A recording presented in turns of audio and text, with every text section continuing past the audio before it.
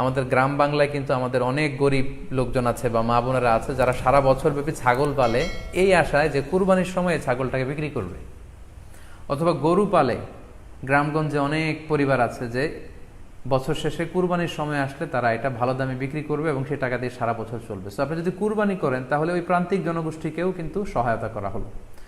পাশাপাশি কুরবানির এই সময়গুলোতে হাজার হাজার কসাইদের একটা জীবিকার ব্যবস্থা হয়। তারা গরু জবাই করে, চামড়া খোলে, গোশত কাটে। তো এই কুরবানির দিনগুলোতে কিন্তু হাজার হাজার কসাইদের হালাল জীবিকার একটা ব্যবস্থা হয়। কসাইরা কিন্তু কোটিপতি হয় না। সো আপনি এই কুরবানির প্রসেসটাকে যদি আরও বেশি প্রমোট করেন তাহলে এই কসাইদেরও কিন্তু একটা রিজিকের ব্যবস্থা হচ্ছে।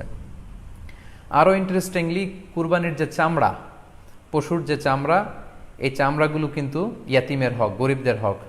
সো আপনি কুরবানির চামড়া বিক্রি যদি করে দেন, চামড়া চাইলে আপনি ব্যবহার করতে পারেন, অথবা বিক্রি করলে এটা কিন্তু ইয়াতিমখানাতে, মাদ্রাসাগুলোতে, হ্যাঁ, অভাবী মানুষদেরকে এই দামটা কিন্তু দিয়ে দিতে হয়। ফলে কুরবানির এই চামড়া থেকে কিন্তু মাদ্রাসাগুলো বা ইয়াতিম ছাত্রছাত্রীরা উপকৃত হচ্ছে। তাহলে এখানে অনেক বিষয় জড়িত। যদিও বর্তমান সময়ে চামড়া শিল্প ধ্বংস করার একটা বিশাল পায়তারা চলছে, চামড়ার দাম পড়ে যাচ্ছে। তো আমরা যদি কুরবানি না দিই আমাদের চামড়া শিল্প হুমকির মুখে পড়বে। এবং এই যে হাজার হাজার মাদ্রাসা এবং এতিমখানা আছে যাদের একটা বড় ইনকামের বা আয়ের উৎস হচ্ছে কুরবানির সময় এই চামড়ার টাকা। সো মানে with all this discussion it seems that through sacrifice you can contribute more. আপনি যদি কুরবানি করেন এবং এটা যদি বেশি বেশি করেন তাহলে আপনি যে চাচ্ছেন অসহায় মানুষদেরকে সহায়তা করতে, এটা আরও বেশি বেশি করা হলো, বেশি বেশি করা হলো। তাদেরকে গোশত বিতরণ করে আপনি সহায়তা করলেন, খামারিদেরকে ব্যবসার ক্ষেত্রে সহযোগিতা করলেন, গ্রামের যে নারীরা ছাগল পাললো, গরু পাললো তাদের সহায়তা করলেন, কসাইদের হালাল জীবিকার জন্য সহযোগিতা করলেন, মাদ্রাসার ইয়াতিম ছাত্রদেরকে আপনি সহায়তা করলেন। সো আমি বলবো যে কখনো এই ভুল সিদ্ধান্ত নেবেন না যে কুরবানির টাকা আমি দান করে দেবো। না, আপনি কুরবানি করবেন, এতে আপনার কুরবানির ওয়াজিবও আদায় হবে, গরিবদেরকে সহযোগিতাও করা হবে। সেক্ষেত্রে যদি আপনি স্বাস্থ্য ঝুঁকি মনে করেন এই করোনা পরিস্থিতিতে, সেক্ষেত্রে আপনি সরাসরি হাটে যেতে না চাইলে অনলাইনে গরু ক্রয় করতে পারেন। গতকাল আমি কয়েকটি বিশ্বস্ত সংস্থা বা ফাউন্ডেশনের নাম উল্লেখ করেছি আমার পেজে, যারা এই কুরবানির সার্ভিসটা দিচ্ছে।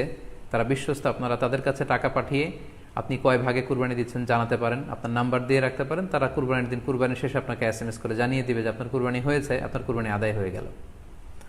অনেকে না বুঝে অনেক বিরূপ মন্তব্যও করেছেন গতকালের স্ট্যাটাসটিতে। আসলে যেই সংস্থাগুলোর কথা আমি উল্লেখ করেছি তাদের সাথে সরাসরি আমার কোনো সম্পৃক্ততা নেই, বরং এটা জনকল্যাণমূলক একটা কাজের অংশ হিসেবেই মূলত আমি অল্টারনেটিভ একটা সহজ পদ্ধতি, যারা হাটে যেতে চান না, গোশত বন্টন করা এবং করোনা পরিস্থিতির কারণে স্বাস্থ্য ঝুঁকি মনে করে যারা কুরবানি একেবারে দিতেই চাচ্ছেন না, তারা যেন এই ভুলটি না করেন, বরং অন্তত এই সংস্থাগুলোর কাছে টাকা পাঠিয়ে তারা যেন তাদের ওয়াজিব কুরবানির বিধানটি পালন করেন, এজন্যই মূলত এই স্ট্যাটাসটি দেওয়া হয়েছিল। আরও একটি সহজ পদ্ধতি আছে, সেটা হচ্ছে যারা শহুরে জীবনযাপন করছেন, শহরে আছেন, তারা চাইলে কিন্তু আপনার গ্রামের আত্মীয় স্বজনদের কাছে আপনার টাকা পাঠিয়ে দিয়ে কুরবানি আদায় করতে পারেন। টাকা পাঠিয়ে দিলে তারা আপনার পক্ষ থেকে ছাগল বা গরু কিনে কুরবানি করে তারা গোশত খেয়ে উপকৃত হলো, আশেপাশের গরিব আত্মীয় স্বজনদের মধ্যে বিতরণ করে এই কুরবানির প্রক্রিয়াটা আদায় হলো। এটাও খুব সহজে কিন্তু করা যেতে পারে। আর কুরবানির ক্ষেত্রে প্রতিনিধিত্ব জায়েজ আছে, অন বিহাফ অফ ইউ অন্য কেউ আপনার পক্ষ থেকে কুরবানি করতে পারবে, আপনি টাকা দিয়ে দিলেই হলো। আর যারা হাটে যে নিজে দেখে শুনে গরু ছাগল কিনে এনে নিজে কুরবানি করে সব ব্যবস্থাপনা করতে পারবেন, আয়োজন করতে পারবেন, সেটা সবচাইতে ভালো। সেটা তো নূরুন আলা নূর, এটা নিয়ে কোনো কথা নেই। তবে সেক্ষেত্রে এই করোনা পরিস্থিতিতে হাটে যাওয়া, কুরবানি করা, সেক্ষেত্রে পরিপূর্ণভাবে স্বাস্থ্যবিধি মেনে চলতে হবে এবং সর্বোচ্চ সতর্কতার পরিচয় আমাদেরকে দিতে হবে, যাতে করে কুরবানিকে কেন্দ্র করে এই রোগের, এই মহামারী যাতে আরও বেশি করে আমাদের মাঝে ছড়িয়ে পড়ার কোনো সুযোগ না পায়। আশা করি কুরবানির টাকা দিয়ে দিলে কুরবানি আদায় হবে কিনা এই ব্যাপারটিও আপনারা বুঝতে পেরেছেন।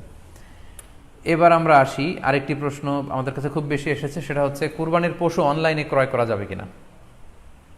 খুবই রেলেভেন্ট একটি কোশ্চেন, যেহেতু এখন অনেকেই হাটে যেতে চাচ্ছেন না করোনা পরিস্থিতির কারণে। অনলাইনে আমরা অনেক কেনাকাটা করি, ফলে অনলাইনে কুরবানির পশুটা ক্রয় করা যাবে কিনা, এটা হচ্ছে প্রশ্ন।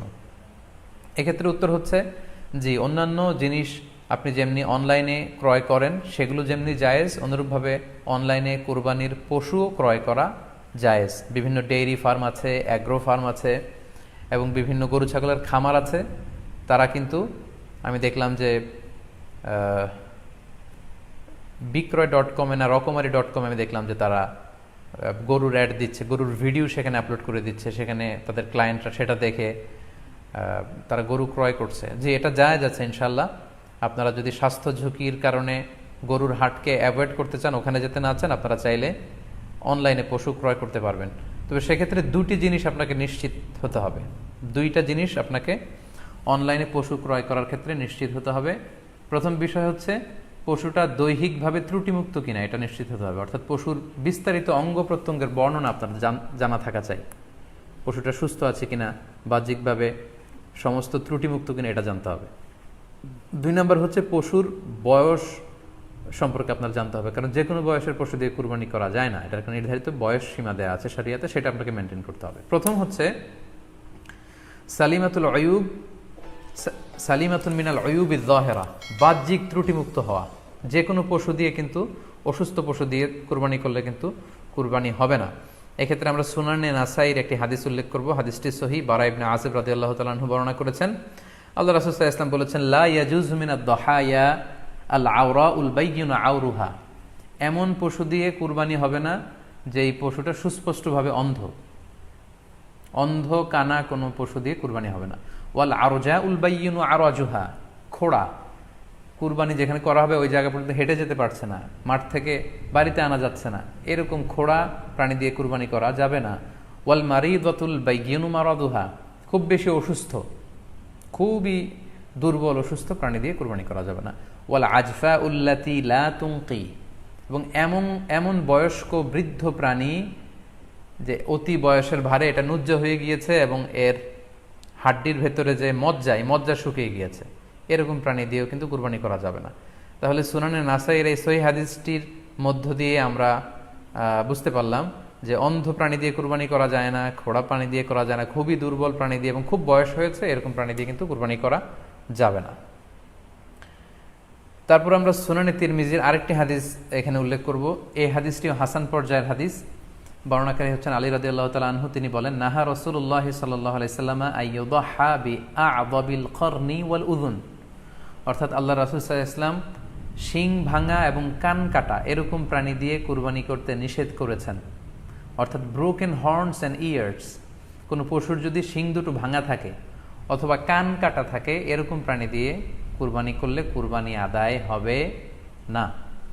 পশুর কানের ব্যাপারে আরও সুস্পষ্ট হাদিস এসেছে সুনানে তিরমিজিতে, এটিও হাসান পর্যায়ের হাদিস।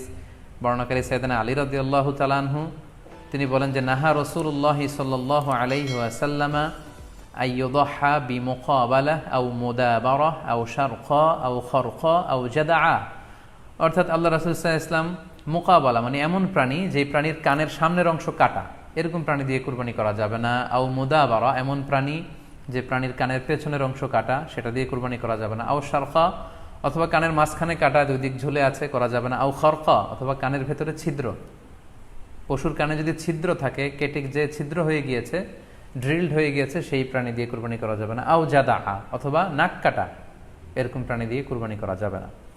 তাহলে আল্লাহ রাসূল সাল্লাল্লাহু আলাইহি ওয়াসাল্লামের ভাষ্যমতে এই প্রাণীগুলো দিয়ে কুরবানি করা যাবে না। ফলে আপনি অনলাইনে যদি পশু ক্রয় করতে চান, আপনার যে পশুটা ক্রয় করবেন এটা বাহ্যিকভাবে সুস্থ আছে কিনা, অঙ্গ প্রত্যঙ্গের বিস্তারিত বর্ণনা ভিডিওতে আপনাকে ক্রস চেক করে এবং বাড়িতে আনার পরে সেটাকে দেখে এই পারচেজটা আপনাকে নিশ্চিত করতে হবে। 2 নাম্বার খেয়াল রাখবার বিষয় হচ্ছে পশুর বয়স। কুরবানির পশুর একটা নির্ধারিত বয়স সীমা আছে। সেক্ষেত্রে উটের জন্য 5 বছর হওয়া লাগবে কমপক্ষে, গরু বা মহিষের ক্ষেত্রে কমপক্ষে 2 বছর হতে হবে, এবং ছাগলের ক্ষেত্রে কমপক্ষে 1 বছর হতে হবে। আবার বলছি, উট 5 বছর, গরু 2 বছর এবং ছাগল 1 বছর।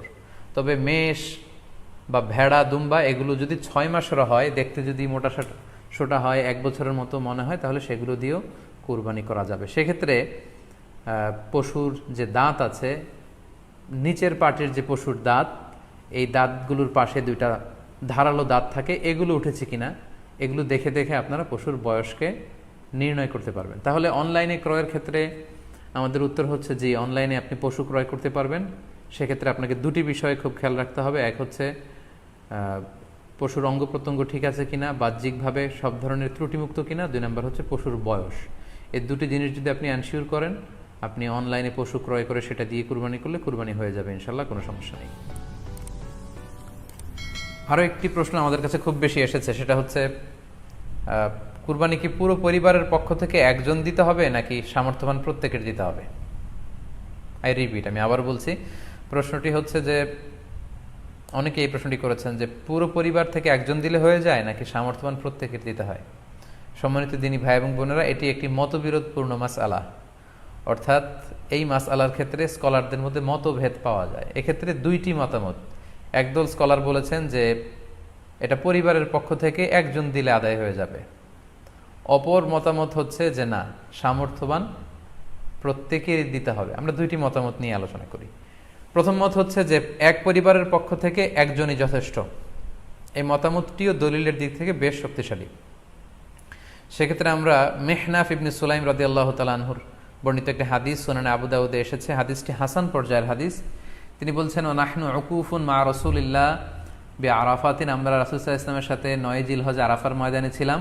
ক্বালা, তখন আল্লাহ রাসূল সাল্লাল্লাহু আলাইহি ওয়াসাল্লাম আমাদেরকে বলেছেন, ইয়া আইয়ুহান নাস, হে মানব সকল, ইন্না আলা কুল্লি আহলি বাইতিন ফি কুল্লি আমিন উদহিয়া, অর্থাৎ প্রত্যেকটি, আল্লাহ রাসূল সাল্লাল্লাহু আলাইহি ওয়াসাল্লাম বলেছেন, প্রত্যেকটি ফ্যামিলির জন্য প্রতি বছর একটি কুরবানি ওয়াজিব হয়। আমি আবার বলছি, প্রত্যেক ফ্যামিলির জন্য প্রতি বছর কুরবানি দিতে হয় কয়টি? একটি। তাহলে কুরবানি পরিবারের পক্ষ থেকে একটি দিলেই আদায় হয়ে যাবে। সুনানি তিরমিজির আরও একটি হাদিস আমরা এখানে উল্লেখ করতে পারি, এই হাদিসটিও সহিহ। সাইয়েদনা আতা ইবনে ইয়াসার রাদিয়াল্লাহু তাআলা আনহু, উনি আবু আইয়ুব আল আনসারী রাদিয়াল্লাহু তাআলা আনহুকে জিজ্ঞেস করেছিলেন যে কাইফা কানাতিল উদহিয়া ফি আহদি রাসূলিল্লাহ, হে আল্লাহর নবীর সাহাবী, আল্লাহ রাসূল সাল্লাল্লাহু আলাইহি ওয়াসাল্লামের জামানাতে কুরবানি কেমন হতো, কিভাবে তারা কুরবানি দিতেন? তো আবু আইয়ুব আল আনসারী রাদিয়াল্লাহু তাআলা আনহু উনি বলেছেন, কানা রাজুলু ইউদাহি বিশাতি আনহু ওয়া আন আহলিহি, আল্লাহ রাসূল সাল্লাল্লাহু আলাইহি ওয়াসাল্লামের সময়কালে লোকজন একটি ছাগল কুরবানি দিত তার পক্ষ থেকে এবং তার ফ্যামিলির পক্ষ থেকে।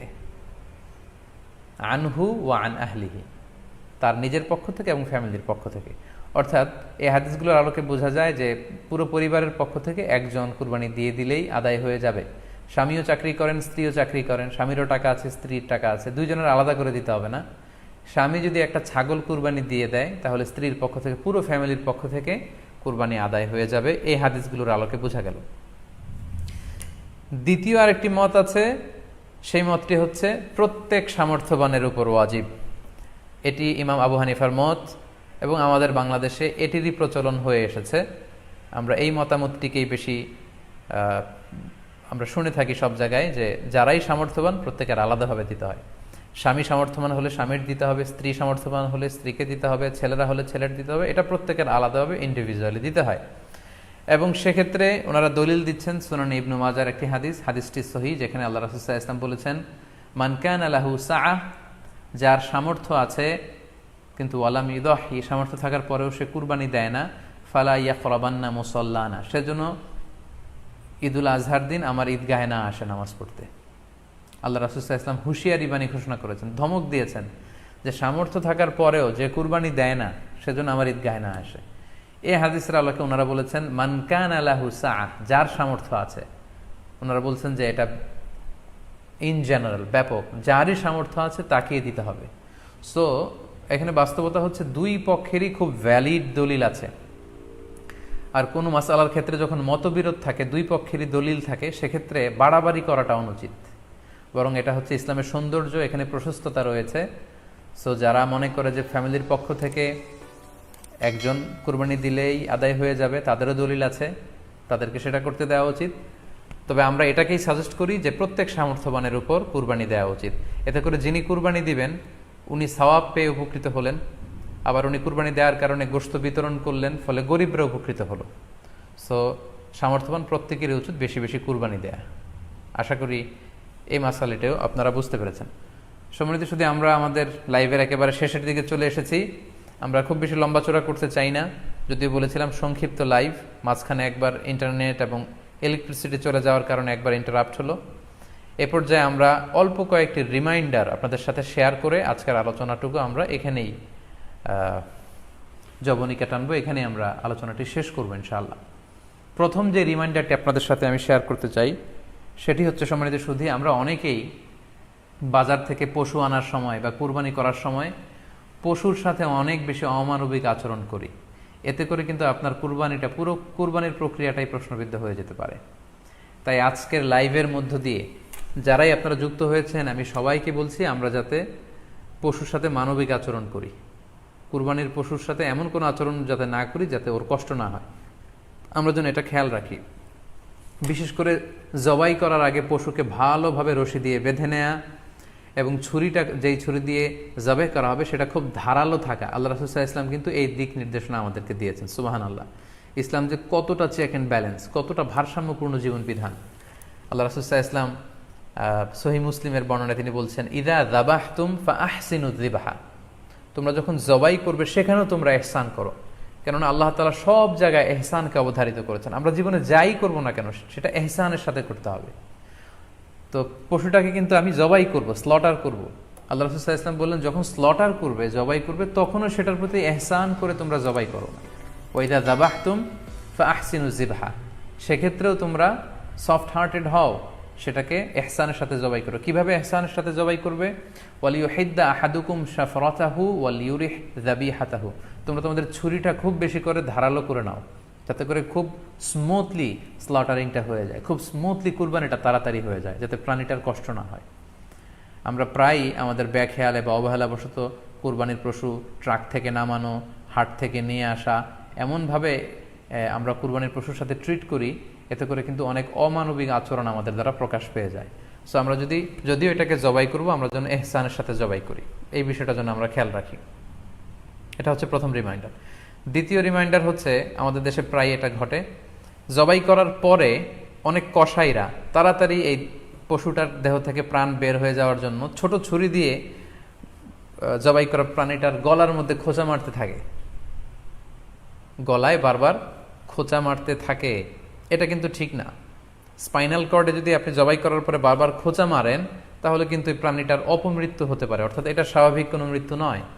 স্বাভাবিক মৃত্যু হচ্ছে জবাই করে দেয়া, এবং ইসলাম এটাকে আমাদের জন্য বৈধ করেছেন। আমরা জানি যে পাশ্চাত্যে গরুর মাথায় বুলেট মারা হয়, অথবা ইলেকট্রিক্যাল শক দিয়ে ওটাকে হত্যা করা হয়, অথবা ভারী কোনো লোহার হাতুড়ি দিয়ে গরুর মাথায় আঘাত করে সেটাকে মারা হয়, কিন্তু ইসলাম এগুলোকে নিষেধ করেছে। ইসলামের বিধান হচ্ছে স্লটারিং করা, আপনি জবাই করে দিবেন। সেক্ষেত্রে আমার মনে হয় 10 থেকে 15 মিনিট যদি আমরা একটু ওয়েট করি, গরুর দেহ থেকে সবগুলো রক্ত কিন্তু বের হয়ে যাবে, ফলে এটার গোশতটা উপাদেয় হবে আমাদের জন্য। কিন্তু আমরা যদি তাড়াহুড়ো করে, বিশেষ করে অনেক কসাই ভাইরা রুহটা যাতে তাড়াতাড়ি বের হয়ে যায়, প্রাণটা যাতে তাড়াতাড়ি বের হয়ে যায়, জবাইয়ের পরে আবার ছোট ছুরি দিয়ে স্পাইনাল কর্ডে খোঁচা মারতে থাকে, এটা কিন্তু ঠিক না। এতে করে যেটা হয়, এটা স্বাভাবিক মৃত্যু হয় না, বরং অপমৃত্যু হয়ে থাকে। আমরা যখন কুরবানি করি তখন প্রাণীটার শ্বাসনালী এবং কণ্ঠনালী কেটে যায়, এবং তারপরে রক্তনালী, যেটাকে ইংরেজিতে বলে জুগুলার ভেইন, এই জুগুলার ভেইনটা যখন কেটে যায় তখন কিন্তু প্রাণীটা আর ব্যথা পায় না। গবেষণায় দেখা গিয়েছে যে যদিও আমরা দেখি যে প্রাণীটা খুব ছটফট করে, লাফালাফি করে, কিন্তু আসলে সে ব্যথা পায় না। জুগুলার ভেইন যখন কেটে ফেলে তখন ব্রেইন তাকে স্পাইনাল কর্ডের মাধ্যমে হার্টে সিগন্যাল দেয় আরও বেশি পাম্প করার জন্য, আরও বেশি রক্ত পাঠানোর জন্য, ফলে দেহের সবগুলো রক্ত গলার ওই কাটা জায়গা দিয়ে কিন্তু বের হয়ে যায়। কিন্তু ওই মুহূর্তে আপনি যখন ছোট ছুরি নিয়ে এটার স্পাইনাল কর্ডে খোঁচাখুচি করতে শুরু করেন, তখন কিন্তু এটার অপমৃত্যু ঘটে, এটার স্ট্রোক হতে পারে, এটা হার্ট অ্যাটাক করে মারা যেতে পারে। তাহলে সেটা কিন্তু স্বাভাবিকভাবে জবাইয়ের মধ্য দিয়ে মৃত্যুবরণ করলো না, বরং হার্ট অ্যাটাক করে বা স্ট্রোক করে সেটা মারা গেল। তখন কিন্তু আপনার কুরবানিটা প্রশ্নবিদ্ধ হয়ে যেতে পারে। তো এই জন্য আমি সকলের কাছে অনুরোধ করব, আপনারা তাড়াহুড়ো না করে 10 থেকে 15 মিনিট একটু ওয়েট করেন জবাইয়ের পরে, এটাকে স্বাভাবিকভাবে, ন্যাচুরালি, প্রাকৃতিকভাবে এটার রুহটা বের হতে দিন, তা না হলে আমাদের কুরবানি কিন্তু প্রশ্নবিদ্ধ হয়ে যেতে পারে। 3 নম্বর রিমাইন্ডার হচ্ছে, আমাদের বাংলাদেশের অনেক জেলায় আমরা হিন্দু মুসলমান একসাথে থাকি। আমার কাছে নিউজ এসেছে যে অনেক জায়গায় অনেকে হিন্দুদের মন্দিরের সামনে কুরবানির গরু জবাই করে। এটা ঠিক না, কারণ আমরা জানি যে ওরা এই গরুর পূজা করে থাকে। সো আমরা এমন কিছু করব না যেটা ওদেরকে খুব বেশি কষ্ট দিবে। সো অনেকে শুনেছি যে উস্কানিমূলকভাবে তারা একটু দেখিয়ে দিতে চায় বা তাদের উপর প্রতিশোধ নিতে চায়, এরকম করে অনেক সময় হিন্দুদের বিভিন্ন গ্রামে মন্দিরের সামনে এই কুরবানির ব্যবস্থাপনা করা হয়। আমি বলবো যে আমরা এটা যাতে না করি। আমরা হিন্দুদের যে উপাসনালয় আছে, আমাদের হিন্দু ভাইদের উপাসনালয়গুলোকে স্কিপ করে এমন জায়গায় কুরবানি করব যাতে করে তাদের এই দৃশ্য দেখা না লাগে এবং তাদের এবাদত গাহের সামনেও যাতে আমাদের এরকম পরিস্থিতি তৈরি করতে না হয়, আমরা যাতে সাম্প্রদায়িক সম্প্রীতি আমাদের আবাদতের মধ্য দিয়ে বজায় রাখতে পারি এবং কোনো ধরনের উস্কানিমূলক কর্মকাণ্ডে যেন আমরা কখনোই যুক্ত না হই। 4 নাম্বার এবং সবচাইতে গুরুত্বপূর্ণ পয়েন্ট হচ্ছে, জি খেয়াল করে শুনুন, আপনাকে বলছি 4 নাম্বার পয়েন্ট হচ্ছে যে জবাইয়ের স্থান এবং বর্জ্য কুরবানির পরে এটাকে নিজ দায়িত্বে পরিচ্ছন্ন করুন। আই রিপিট, আমি আবার বলছি, যেখানে আপনি কুরবানি করলেন সেটাকে এবং এই যে বর্জ্য ময়লা এটা নিজ দায়িত্বে আপনি ক্লিন করুন। সিটি কর্পোরেশনের ভাইয়েরা সরকারি তত্ত্বাবধানে সারা বাংলাদেশের এই সব বর্জ্য আসলে পরিষ্কার করা সম্ভব না। জরিপে এসেছে যে 50 লক্ষ গরু জবাই করা হয় প্রত্যেকটা কুরবানির ঈদে। তো সেক্ষেত্রে আমাদেরকে দায়িত্বশীল হতে হবে। কুল্লুকুম রাঈন ওয়া কুল্লুকুম মাসউলুন আন রাইয়াতিহি। আল্লাহ রাসূল সাল্লাল্লাহু আলাইহি ওয়াসাল্লাম বলেছেন, তোমরা প্রত্যেকে দায়িত্বশীল আর তোমাদের প্রত্যেকের দায়িত্বের ব্যাপারে কিয়ামতের ময়দানে আল্লাহ তাআলা কিন্তু তোমাদেরকে জিজ্ঞেস করবে। তাই আমরা যেন নিজ দায়িত্বে এই কুরবানির করার স্থান এবং বর্জ্য যেন পরিষ্কার করি। ব্লিচিং পাউডার দিয়ে বেশি করে পানি মেরে আমরা যেন পরিষ্কার পরিচ্ছন্ন রাখি, কারণ আত-তুহুরু শাতরুল ঈমান, পরিষ্কার পরিচ্ছন্নতা এটা হচ্ছে ঈমানের অঙ্গ। এই বিষয়টা জানে আমরা খুব গুরুত্বের সাথে নেই এবং নিজ নিজ কুরবানি আমরা যেখানে দিলাম সেই জায়গাটা যেন আমরা পরিষ্কার করি। বিশেষ করে বিভিন্ন সংস্থা যারা অনেক অনেক কুরবানি করবেন, ভলান্টিয়ারিলি বিভিন্ন কুরবানি করে কুরবানির গোশত বিতরণ করবেন, আপনারা এরকম ভলান্টিয়ারিলি ক্লিনলিনেস ক্যাম্পেইন করতে হবে যাতে কোনো ধরনের রক্ত, ময়লা, বর্জ্য, আবর্জনা না থাকে। এই ব্যাপারটাকে যেন আমরা খেয়াল রাখি। সর্বশেষ হচ্ছে, অনেকে জিজ্ঞেস করেন যে ফ্রিজে রাখা যাবে কিনা। জি, কুরবানির গোশত ফ্রিজে রাখা যাবে। ইবনে আব্বাস রাদিয়াল্লাহু তাআলা আনহুর মত অনুযায়ী 3 ভাগ করা উত্তম, তবে এটা আবশ্যক নয়।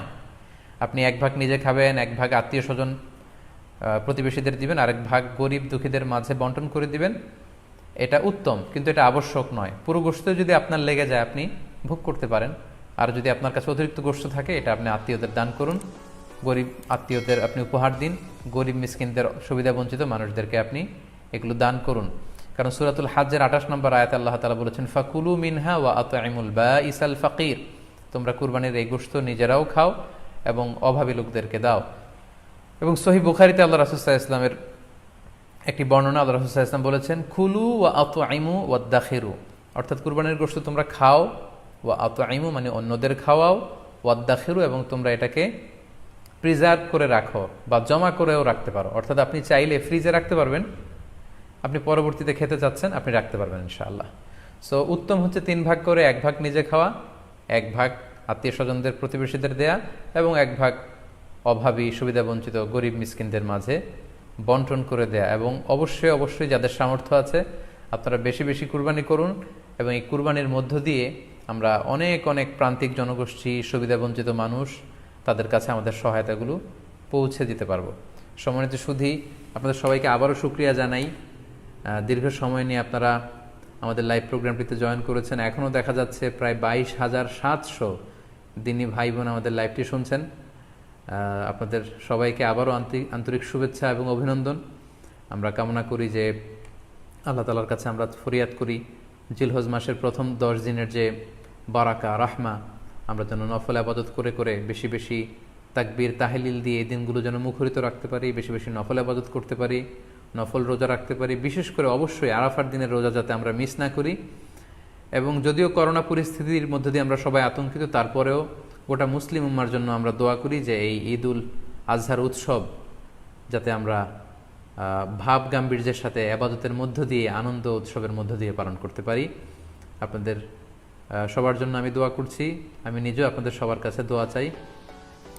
আল্লাহ তাআলা আপনাদের সবাইকে ভালো রাখুক, সুস্থ রাখুক, ঈমানের সাথে রাখুক। আবারও হয়তো কোনো লাইভে দেখা হয়ে যাবে, আপনারা লাইভটি শেয়ার করবেন বলে আশা করছি। সুবহানাকাল্লাহুম্মা বিহামদিকা আশহাদু আল্লা ইলাহা ইল্লা আনতা আস্তাগফিরুকা ওয়া আতুবু ইলাইক। ওয়াসসালামু আলাইকুম ওয়া রাহমাতুল্লাহি ওয়া বারাকাতুহু।